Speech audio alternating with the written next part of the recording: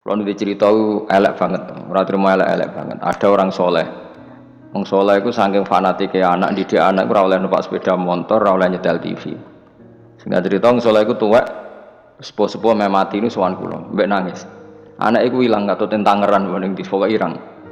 Gara-gara itu pertama cah iku iso numpak sepeda motor ya disilai kancane, roh rasane ndelok TV ya disilai tanggane.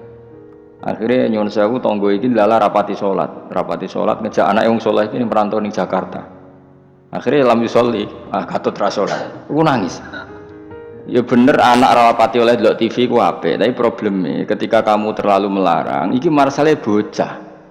Bocah ketika terlalu dilarang ndelok ning tonggo. Ya nek ndelok ning tonggo tok ora masalah, tapi ngrasa utang jasane sing dadi masalah kan ngrasa utang. Nah, ketika ngrasa utang jasa, artinya kan keinginan tonggo iki luwih dituruti tinimbang bapak. Ya nak tanggane soleh, nak ora.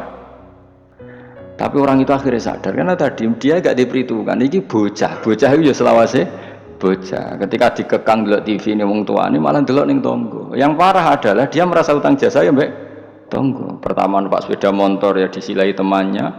Akhirnya koncone iku wayahe umur kerja katut. Karena di rumahnya dia koyo neraka. Ora tau dikek dhuwit men sebelah ikon ngaji. Servisnya kurang kok.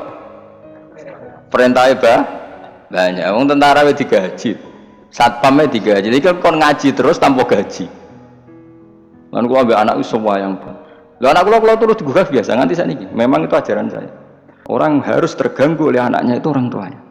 Kalau sudah kiri kan adatnya kan enggak sopan seperti ini. Saya bilang sopan itu kebutuhan setelah ilmu. Menurut ilmu adalah anak yang harus diganggu anak itu orang tuanya itu menurut ilmu. Sopan itu kok sih, bakas kok sih. Nomor loro telu. Aturan ilmu ditegakkan dulu. Bahwa yang jadi korban anak harus orang tuanya. Ketika anak ingin uang harus orang tuanya yang jadi korban. Itu ilmu. Nah, kedua kalau kita baru bicara etika. Nah iso jaluk pas tangi masalah ini bocah. Lah nak nuruti etika aku jodoh aku ya pas aku seneng pas apian. Hanya gede-gede ke mari piyambak, anggur gede-gede ke isin piyambak mari nopo piyambak. Tapi kan jelas bocah iki utang jasane mbek wong tua. Bahkan saya sudah gede mikir bapak iku apik tenan turu tak gugah wae gak tersinggung.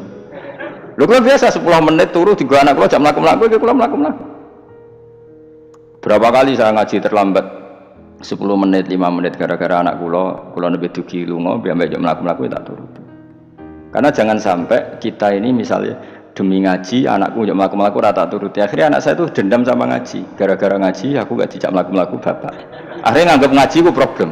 Nah, itu kan gak bagus tapi nak tetap melaku-melaku nggak wes pas melaku-melaku tetap ngaji.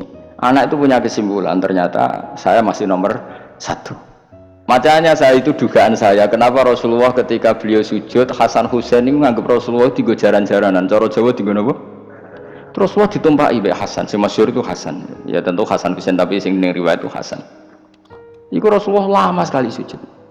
Sampai sahabat itu karena saking dekatnya wahyu, zaman itu cara berpikir ahadasa fihi syai'un atau ahadasa fin nabi syai'un. Apa nabi ada wahyu baru sehingga sujud selama itu. Akhirnya nabi ngendikan, tadi saya sujud sebetulnya saya ingin standar, ingin istiqomah tapi ada cucu saya. Terus alasannya nabi ben putuku ramangkel be aku. Jangan sampai kebaikan itu jadi problem bagi anak cucu. Tapi yang saya pastikan gini ya, secara ilmu itu muqaddam alal adab. Ilmu itu harus didahulukan alal adab. Ada hal-hal tertentu yang menang adab, tapi yang ilmu yang tidak wajib. Tapi ilmu fardhu ain pasti menang